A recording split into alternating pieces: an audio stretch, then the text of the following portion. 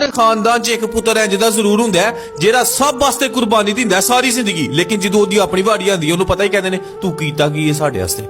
इस वास्ते मैं सब नूं कवांगा जो कुर्बानी देंदे हुंदे ना थोड़ा जिहा ध्यान कल वाल भी पा लिया करो, कल भी चढ़नी जी।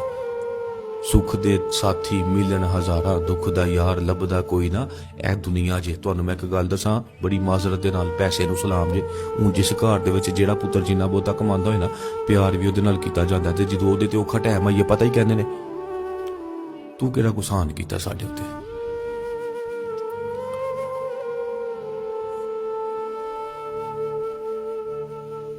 सोदिया तो आया दा सी, बड़ा करीबी है मेरा।